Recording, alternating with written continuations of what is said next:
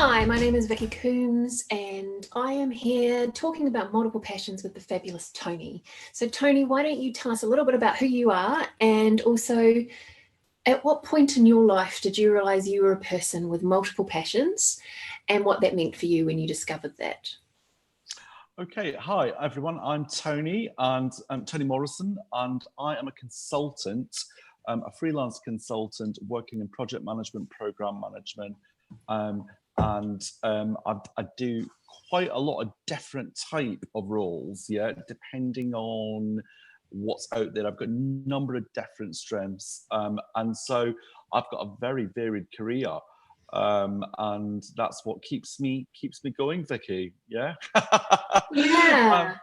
And I remember when you and I first met. So Tony and I first met way back in 2006. My goodness, is that long? Yeah.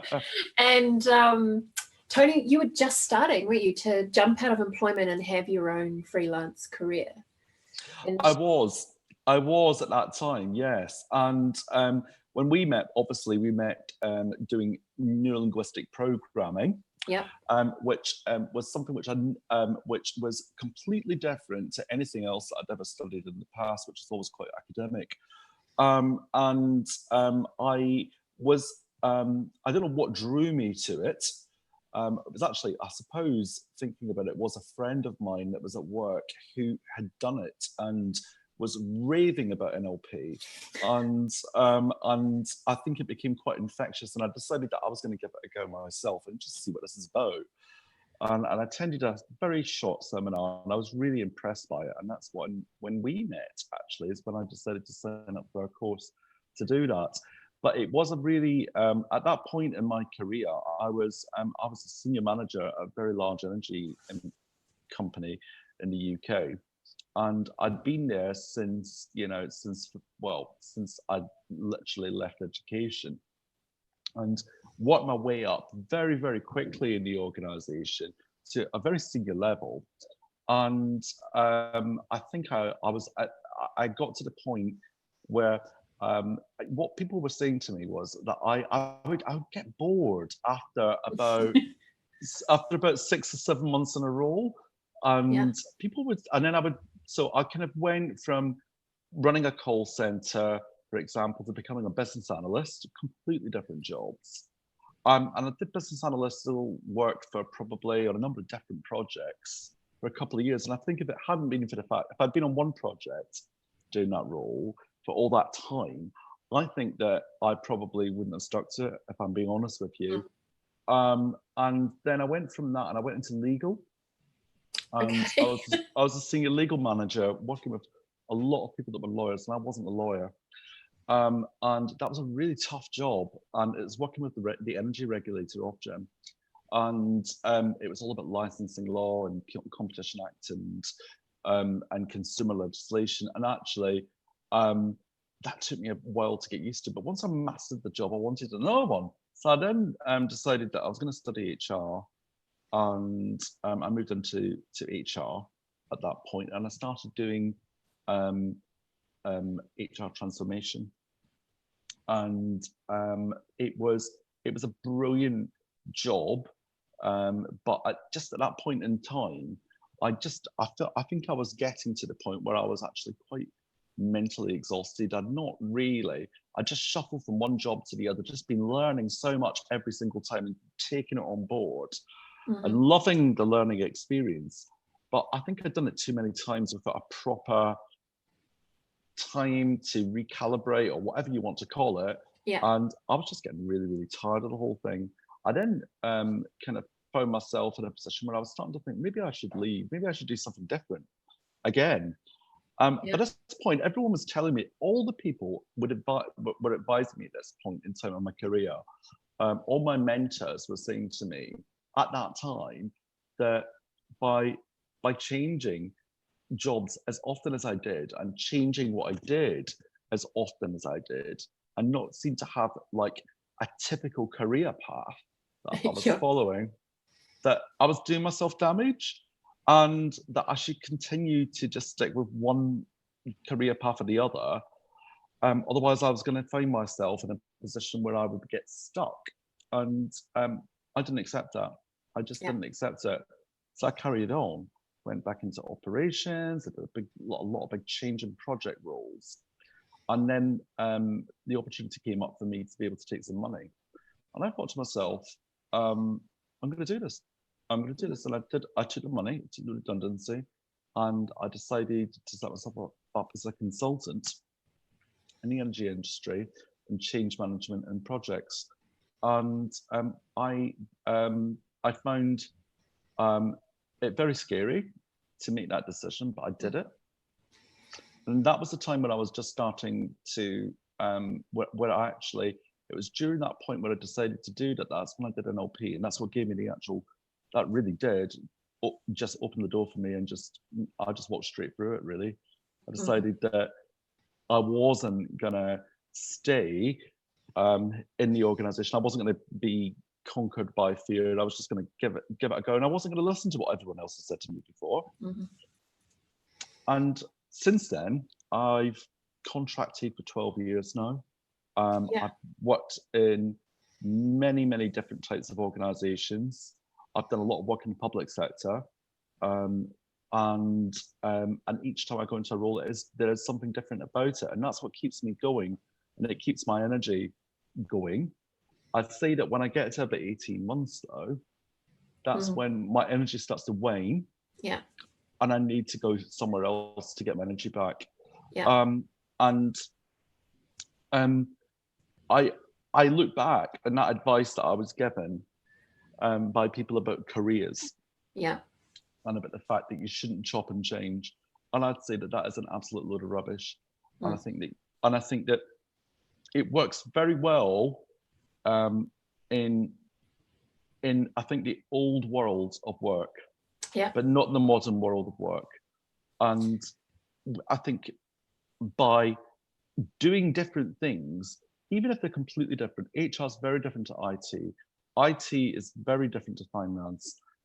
Procurement is very different to running a kind of a payroll implementation.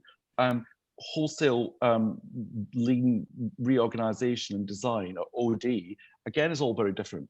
But because of the experience that I built in my early career, I can do any of those roles. Yeah. And so I've got this fantastic variety. And I wouldn't have had that if I'd listened to all of the people with a traditional mindset about how to do these things. Yeah, and also, because I find it interesting that you said that piece around the modern work environment, right? It's one of the things I'm talking to people about a lot, because I hear a lot amongst the various communities I belong to of people with multiple passions who struggle with that whole, because they're getting the same advice, right? Even now, they get the same advice of, choose a career, stick to a career, do it for the rest of your life. And I'm like, the world hasn't been like that for at least 2 decades, if not 3, right? And certainly not in the last 10 years. And it's only going to get more adaptable and agile, and employers are looking for people like us who love learning, who love the newness, who jump into it and learn what they have to learn and do what they have to do, and are really excited. And because I'm a consultant as well, right? So I get it. And so one of the things I talk to them about, there's this concept I've come up with, which is, what is your wow, right? Which is that piece at the front end for us. Like when I look at projects, when I'm offered project work, I always ask them where they're at in the kind of project cycle, right? Because if I'm like, you're getting towards implementation and you're about to start rolling it out, and that's not me, right? I'm not an implementer who likes to do all the tweaking. I have zero interest in that. I like being at the front end, where it's about, what is the problem? How are we going to solve it? What are the different ideas we've got? Let's have a go at them. Let's see what we can design. Let's get innovative. And then I do enjoy getting ready for that launch and getting that initial, how's it landing? But once it starts landing, I'm like, and hand it over. So it's that, what is your wow, right? That bit, what turns you on? And then what is your got it, which was you saying, like you were talking about it in terms of energy, right? That at about 18 months, you get your energy shifts and you're ready to move on. Your got it for me is that piece around, I've learned what I need to learn. I've got what I need out of this. I have the connections. I'm ready to do something different, you know. And then there's this other concept I talk about, which kind of goes with those two, which is what is your forever? And my forever is 2 years. So I know, and this is based on a lifetime of experience, 2 years is my solid forever. And if about 2 years I'm is absolutely my longest, and I found with consulting project that's my absolute maximum. Usually it's more 6 months to 12 months for consulting, but if it's a really juicy, really interesting global blah blah blah, you know, and I can see there's going to be a lot of kind of learning and growing and developing during the full 2 years, I'll sign up for it. But I'm like, the very first piece of work I did as a consultant with Accenture, it was a 5-year program, right? And some of my colleagues, when I got brought up, some of them had been on it already for 2 years and were looking at being there for another 2. And I was like, it's horrifying actually to me. Yeah, even before starting, I was going, how do I get out of this? When do I get out of this? You know, because I was just like, I'm not going to be doing a consulting. The whole point of consulting isn't to be stuck somewhere. So, but yeah, it's that piece around listening to you. I was like, okay, so as I'm listening to you, I'm like, okay, so Tony's forever is probably about 18 months. You know, you're just about right there. I mean, I have done longer than 18 months. Yeah, I've gone up to nearly 2 years, but 2 years is, I think I'm pretty much with you on that. The 2-year marker is the absolute end for me. Is it in that, when you do go over the 18 months, how do you feel? Like, what happens physiologically for you? I feel less challenged. I feel less challenged normally, because see, I'm a little bit different to you about the stage of the project that I like to come in. Yeah, I don't. What I find myself, what I've done quite a lot of quite recently, and that's where the work has been, and that's where I've managed to get the work. It's in developing business cases, developing the concept, doing the design, selling that, and then getting the money, and then taking it over the line into implementation. Now, actually, it's that beginning part, the design, the convincing everybody to buy what I'm saying, and to buy the business case.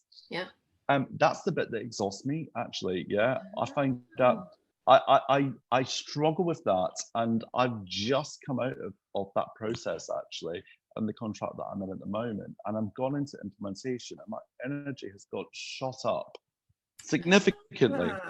Interesting. Implementation is a bit that really excites me. Getting it done, doing it, So we've been really well together. I can do the front end, hand it to you. You do the brilliant business. What a business partnership that would be made in heaven, so I agree with you. So that is the bit that excites me. And while I'm in this stage, I feel really excited. But I know in about 18 months' time, when I will be offboarding, and I'll hand it back over to the business, because it will be much more, it won't be copy and paste, but it'll be a program in a very steady state, delivering some of the products over again. And at that point, I will. What you'll probably find about me is I'm quite tired. I am less involved at that point, and I would say I'm less passionate at the end, about being on the program. It doesn't mean I'm not doing a bloody good job, but inside I'm looking to move on, because that's what I'm desiring. I'm desiring the next challenge at that stage, and the next problem to fix. If my idea of a great thing, of something that's exciting to me, is a puzzle that's a complete mess on the table, and trying to piece it all together to fix it, to get it looking absolutely clear and the way it should be on the jigsaw box, if you like. And that really excites me. But as soon as I've got 20 pieces left, and I know where they're all going to go, and it's just a case of putting them into the slots, that doesn't excite me anymore. Nah. You see I'm what I mean? completely I with don't know you. if it's, I don't know whether it's a great analogy or not, yeah, that I came up with there, but that, if you get where I'm coming from on that, it's that bit where I'm just like, I'm, yeah, it's lovely to see the finished picture, but me, I don't get that great deal of satisfaction from the total completion of a project. Yeah. Where there are some people that are completer finishers and they absolutely love that. Yeah. Yeah. I'm the person that thrives, and at the point in time where it's all hairy, it's all unknown, it's all very difficult and very complex, and there's lots and lots of change management to do, there's lots of fixing to do. That's when I get my energy. I don't get my energy from fixing a couple of problems, small ones, yeah, Yeah. just tinkering with it, yeah. Yeah. That just isn't exciting for me. So I think that I generally tend to get there around about 18 months. So that Yeah. tends to be the kind of space. And in that time, in 18 months, it's always really great to look back at how your relationships have changed over that time as well. Because that's one of the things that, again, lots of hummingbirds talk to me about is relationship management, right? Around, because we do change a lot, and whether it's jobs or interests or where we live. And I know that in the time I've known you, you've lived in lots of different places, you know, in the last 12 years. I've moved around the world, I've worked globally, I've got, you know, I have people all around the world. And there's that whole piece around how do you maintain friendships, professional connections, relationships over, you know, even having strong, I know some hummingbirds have talked to me about challenges they've had around family, and I'm always like, okay, I kind of get it, because, you know, my family sort of get me, sort of don't get me, that kind of thing, right? Whereas a lot of my friends get me totally, and they know that I'm just going to die, you know, I'm really interested in this thing right now, and I'm not going to be, you know, I might not be in 12 months, who knows, right? Then they just kind of go with the flow. And my family go with the flow, but there's always that little underlying thing sometimes of, will you just make a choice, right? Will you just settle down? And I'm like, no. What are these words, settle down? But that piece, so how do you do that, Tony? How do you maintain those relationships over time? It's really, that's a good question. I think I'm just going to try and work my way through that. Discover myself why I do, how I manage to do that. So if I look at myself, I think that I constantly change, yeah, and not from a work, even if from a work, whatever contract I'm on, wherever I'm working, kind of at the amount of time that I've got available for friendships, yeah, and keeping connections alive. And if I'm on a really busy contract or a really busy phase of a project or a contract, I do, out of work, tend to be quite insular, yeah. And if I with my I'll spend time with my partner, but I'll find it very difficult to find the time and the energy to spend with other people outside of my partnership, and that's not necessarily a very healthy thing to do, actually. But that's how I kind of survive. I retreat, yeah, in times of, you know, in times of stress, I think, yeah, in my personal life.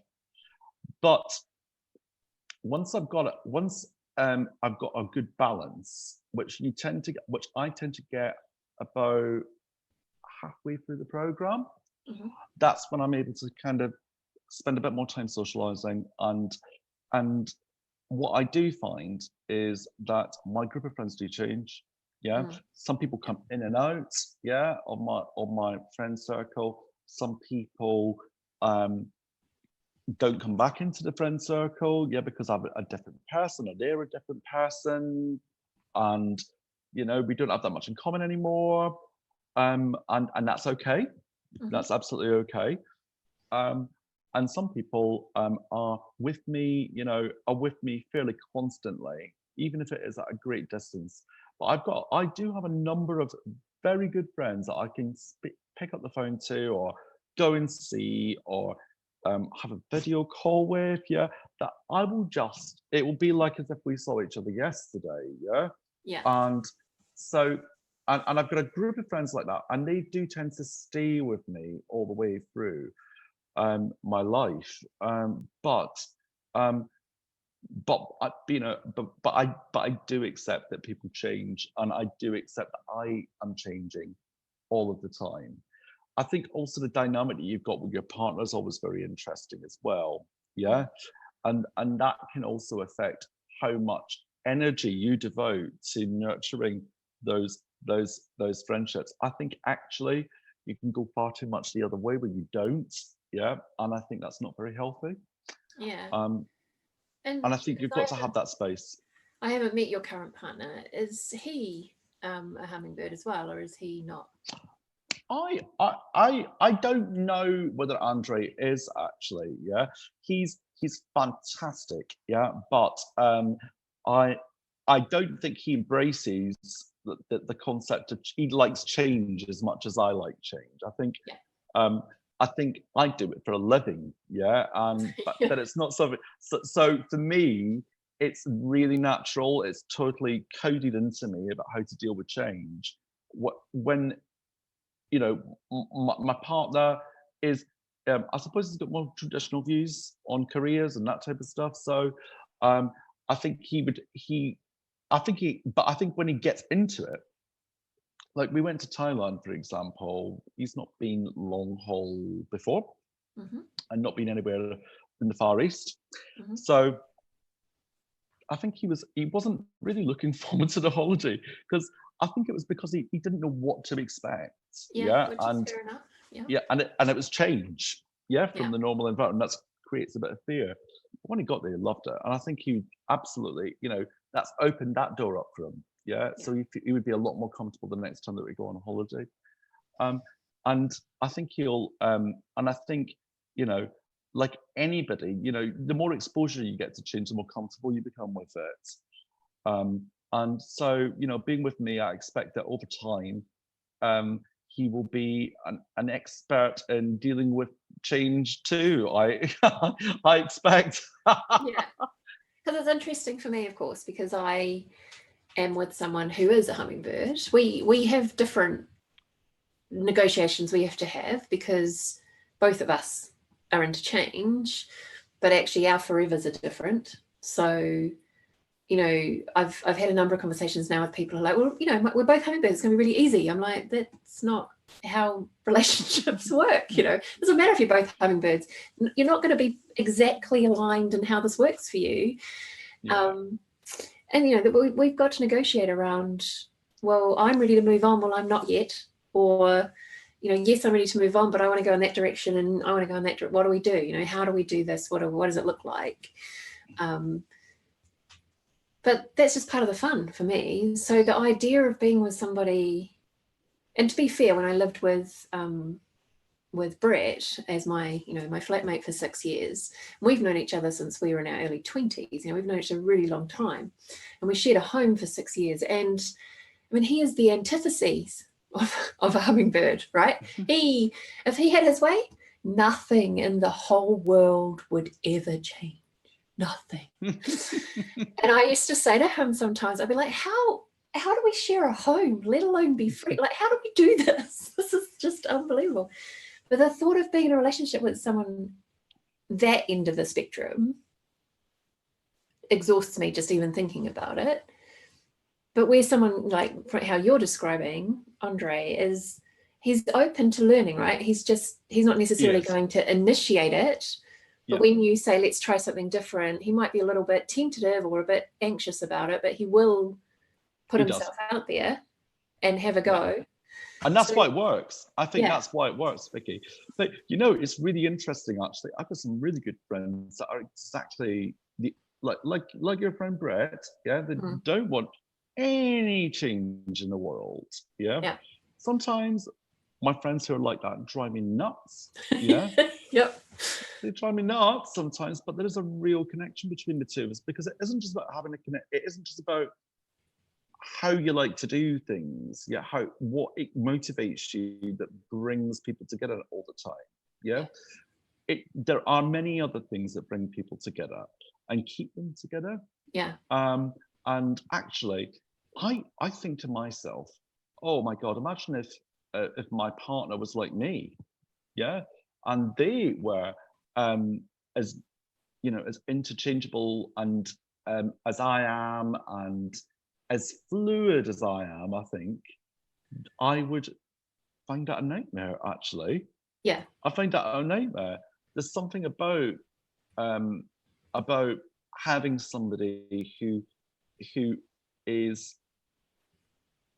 more stable. Yeah. And, Yeah. I'm not saying that I'm unstable by any stretch of the imagination, by the way. Yeah. But having someone more stable that that around you is a very calming influence on somebody like myself, actually.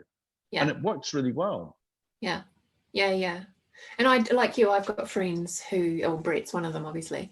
But I do have other friends who are like that in my life. And it's that almost, I suppose, almost a bit of an anchoring, really, and that if we were all like this all the time, there wouldn't be any kind of anchoring. And that's the same. So one of the things I've been noticing a little bit, and it's that, and I understand it, it's the pendulum swing, right? So it's the pendulum swing away from specialists, away from lifelong commitment to work, or lifelong commitment to a relationship, or lifelong commitment to your home, or whatever.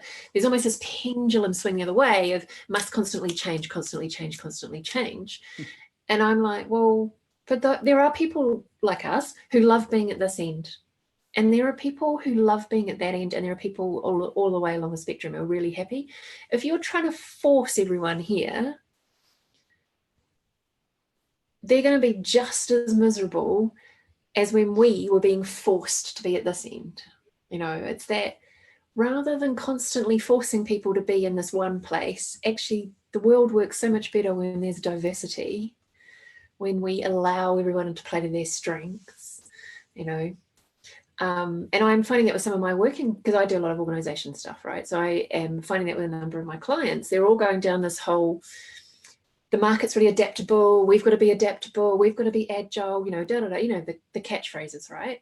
And so they want, and they're going like, we've got to recruit, all of our people need to be like that. And I'm like, well, if all of your people are constantly changing, you have no specialists that differentiate you from anyone else in the market. You see, I'm a great believer in Belbin, actually, in the Belbin principles. Yeah? And what he did on the different types of people you need in a team for a team to be successful and really well rounded. If you have everybody that's the same view as you, yeah, then you're all not going to see. You're all going to see things in the same way. And you're not going to have such a rich understanding of the environment that you're working in. Yeah. You'll probably not make great decisions all the time. And yeah, you might all agree with each other, but actually, it's not a great environment for innovation. What you really need is challenge. Yeah. And you really need people that play all the different roles in a team. And I think the worst thing you can do, and I've done a hell of a lot of recruitment in my time, and you've got to ask yourself as a recruiter, sometimes you've got to have that internal voice that says, am I recruiting this person because I feel comfortable with them? I think they'll get on well with me. I can see me having a laugh with them, being able to get on with them. Or am I recruiting this person because of what they can add? Yeah, what value they can add, what they can do differently to me. Yeah. And actually, I found in that early career that I did not select the people that were different to me because I found them challenging. I felt there was less of a rapport with them, and it didn't naturally feel like there was something that was going to work there. But actually, it was what I found in later in my career, and absolutely abide by now, is you don't listen to that voice about the rapport. You listen to what they're saying and you try to understand where they will fit in that team and whether or not they'll add something different. And if they're going to give a completely different dimension, you've got to, as a leader, you should absolutely get that person in your team, because it will make you a much better team. It'll make you much more diverse. It'll make you be able to see all of the problems rather than just some of them. And you'll be able to really deliver excellent results. And I think, and this is an idea I'm floating with, so I'm really curious of your perspective on it. I see one of our secret powers, and I definitely am differentiating here, although I think it's still a secret power for those people who are not people. So both you and I are people, right? We enjoy people, mostly, except for the ones we don't enjoy. But we both work with people. We enjoy bringing people together, and, you know, like you're saying, getting a group together, leading them to innovate and solve problems in really fabulous ways.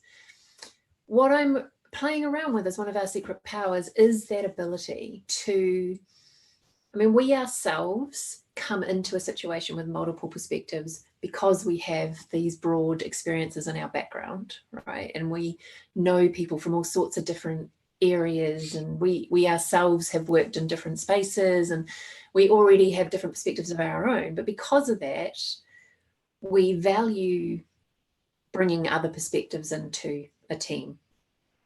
And I think that's one of our secret powers, is that ability to, certainly as we've gone through our careers, because a bit like you, early doors, of course I went for people I liked, right?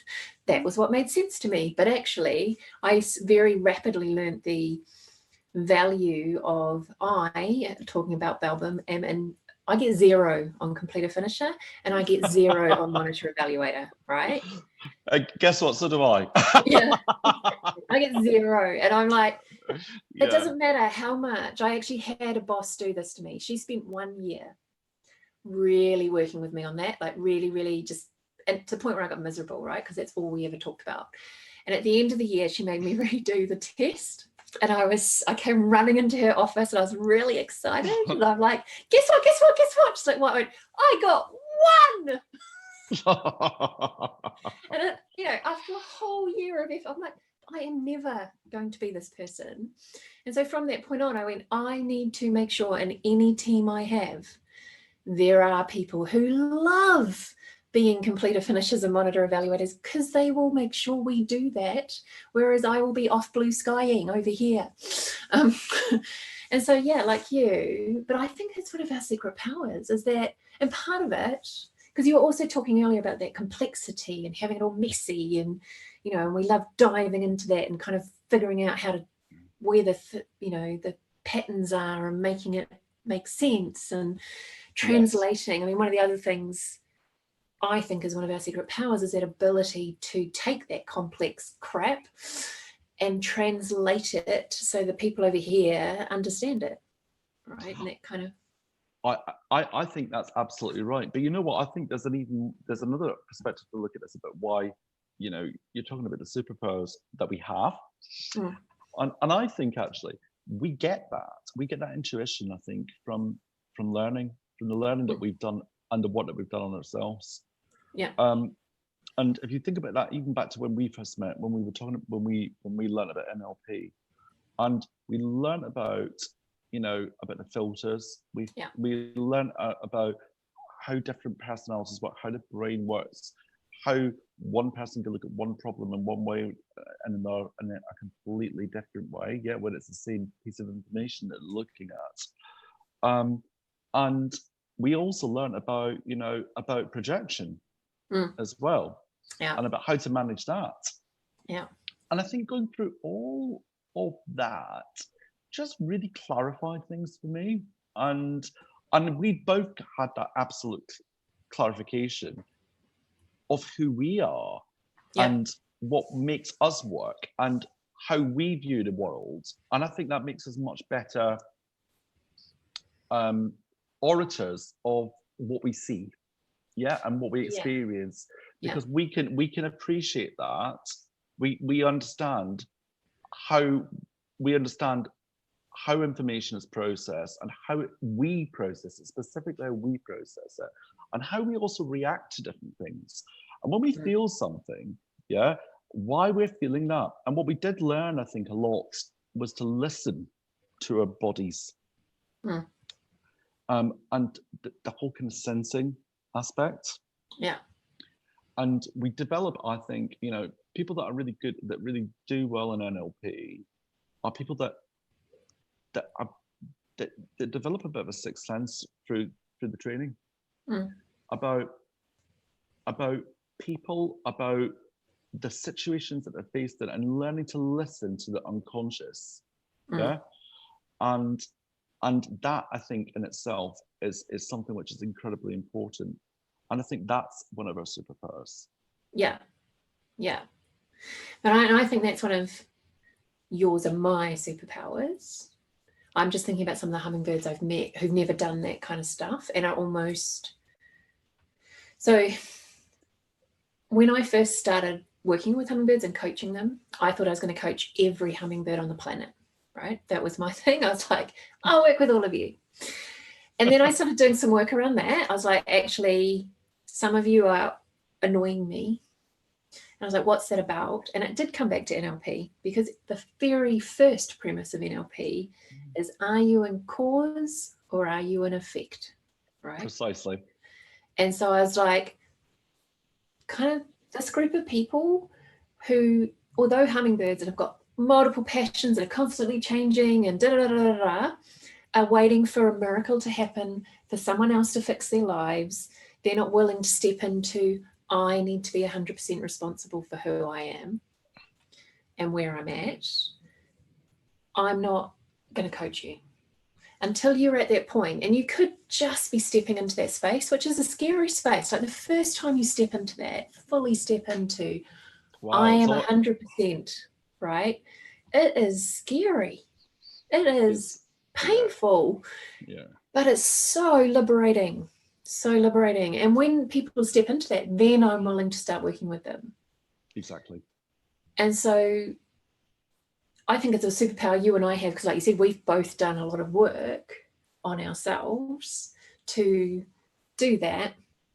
But I do think there's something about being people who love learning, who love change, who love variety, and actually not just love these, but we need them in our lives to thrive. Absolutely. I don't imagine what life would be like if I didn't have change, if I was in the same job for the next 25 years, doing the same things every day, come up with the same kind of scenarios, and with the same circle of friends, actually. And with the same car and the same house and I wondered the same clothes. The yeah, exactly. Any of those things, it just, to me, it makes me feel miserable just even talking about it right now. Yeah. And it brings me down, and so yeah, it's absolutely in my nature. And was it there before I did NLP? Yes, it was. I just didn't have it awakened. I didn't know how to, I didn't know who I was. I didn't know how to control the feelings I was having. I didn't understand what they were. I didn't understand why I reacted in a certain way. And it just helped to really frame my life into something that was a lot more positive, I think. Yeah, for sure. And even now, there'll be times when, I'm feeling a bit down, or things aren't going my way, or whatever, and I'll suddenly stop and I'll go, coach thyself, woman, and I'll go, am I at cause here? And then I have to take that moment and go, no, I'm not. Step into cause. How does that change things? And if I'm being 100% responsible, the reason I'm in this mood and I'm in this place and I'm in this feeling is because of the decisions I've made, not because of the decisions everyone else has made. And sometimes I find myself on consulting, even coaching and training situations where I'm like, the reason I'm in this space doing this thing is because of the decisions I've made. So yeah, it is very helpful. And it's one of those things for me as well. One of the, I actually had one of my hummingbird clients say to me, I think I was working with them and I said something about one of the things one of my coaches had taken me through. And they were like, well, why as a coach do you need a coach? And I was like, because I'm a human. And we all have blind spots, and that's one of the things a coach does for you, is hold up the mirror so you can see what they are. Because they that whole thing around filters and perspectives and perception and project, that's what a coach does, and I need that as much as anybody else does. So yes, anyway, as always, we are racing through time. There's one final thing I wanted to explore with you. Yes. So you talked earlier about the fact that even early in your career, you'd got to senior management, and then you went, you know what, I'm going to take that opportunity that I'm being offered through being given redundancy, and I'm going to try something different. I'm going to go freelance. One of the big challenges people talk to me about, and again, some of this is about not being at cause, I think, but they talk about this limiting belief, right? That because they're constantly changing, they're not going to be rewarded. They're not going to be able to be senior because they're changing, and therefore they're going to have to go really junior in order to grow again. I'm like, because my experience is different than that, but I also know your experience is different than that. How have you positioned yourself each time you've made those career changes, and even now when you do very different contracts, so that people recognize and value what it is that you bring to the table and reward you for that? I think the first thing you've got to do is choose your clients. Yeah. So don't just go for the job that's available. Yeah. Mm-hmm. If it isn't the right job, don't take it. I've done that. I've done that in my career, where my instincts were telling me about a particular client. Everything was saying to me, my tummy was rumbling, I was not feeling right about it. There was just something that I couldn't put my finger on. And I was like, ignore, and look at the money. And because you've got to run your own business, and you've got to get the money in. Yeah. Otherwise you don't eat. Can't pay the bills.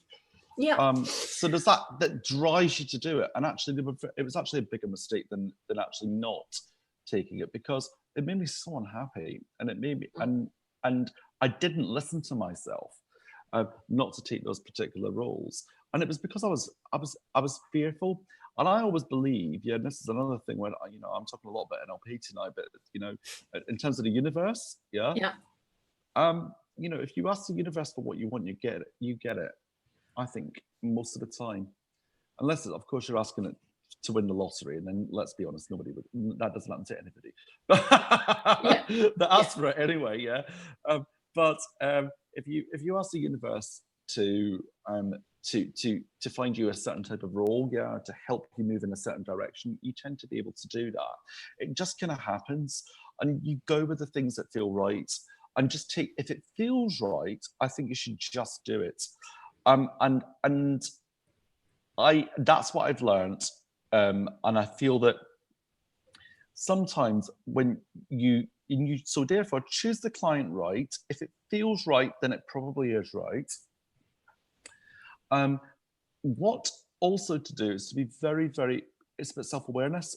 Know yourself, and make sure that when you are getting to know the client, you talk to them about who you are, and you make it crystal clear about how you work, how you operate, what your skills are, what your weaknesses are, what you're great at, what you're not so great at. Yeah. Be honest right at that initial stage of discussion about whether or not you're right for the role, or whether or not they want you or you want them. Yeah. So during the recruitment process, that's the time to do it, and see how they react. If people don't like you, feel that that you're not that by revealing a weakness or something that you're not so good at, that they don't want you because they're looking for someone perfect, then actually that's not the right client for you. That's not the right person to work for. Yeah. In the first place. So it's not the opportunity for you. So I would say explore, and actually not even explore, just explicitly be honest. Yeah. Throughout that entire process, honest with the client, honest with yourself, and it will then, the universe, I believe, will reward you with the right contracts and with the right work. If it doesn't feel right, or if you feel fear or there is genuine disdain for any kind of failure from a client, then they're not the right client for you. They're not an intelligent client, and you need to avoid them. Don't just take the first thing that's offered to you. Trust the universe; it will find you the right way. Yeah, and it's also, because my thing is, if you believe that because you're changing your interest area or your job area, your career area, you have to start at the bottom, then guess what? That's where you're going to be starting. But if you go in and say, I am a senior person who has experience that I am bringing from the last 20 years of my career that is transferable into this area, and I've already started learning about this thing because it interests me, that has always done me well, always. Do you know, you're absolutely right. And I think that's an excellent point. You know, it's about, and that goes back to know what your strengths are. Yeah. So, and about how transferable those skills actually are. So being a good negotiator makes you excellent, yeah, in roles like where you've got to procure on projects, yeah, where you've got to deal with suppliers, you've got to deal with very difficult people that don't want to change, perhaps, yeah, or people in difficult situations that are resisting very, very heavily for many reasons, yeah. That what the whatever the intervention is that you're trying to implement, and you've got to have really good negotiation skills for that. So and that's equally as good as a lawyer. That's equally as good, yeah, as someone that's on your top sales team, someone that's in a commercial role. All these different things can come out of being a good negotiator. Equally, yeah, being organized, yeah, it makes you, it's great for projects. It's great for people that want to work in administration. It's great for people that have got quite precise work to do. Yeah. It's great in engineering. Yeah. All of those kind of things are transferable across so many skill sets. So it's about not thinking about what is the job about. It's about what skills do I need, to thrive. Yeah. And if you can sell that, I think you can get people and recruiters to see beyond the piece of paper with tick boxes in front of them, and to see the human being behind the CV. Yeah, absolutely. Absolutely. Cool. So, Tony, any final tips for people out there with multiple passions who are struggling with that whole idea of having all these things that they love doing and about how they might just calm down a bit and start thriving in their lives? I think key thing is sit down, think about what your strengths are, really get to know yourself. Be really honest with yourself about what you like and what you don't like, what you're good at, what you're not so good at. Then from that, pick out all the stuff you enjoy and all the stuff that you really are really good at, and use that to come up with ideas about what you could do and what type of careers you could move into to give yourself that variety. You don't have to stick with the same thing that you've always done before. Change it up, see what happens, take a risk, and trust the universe to put you in the right place. Have some faith. Yeah, absolutely. Thank you so much for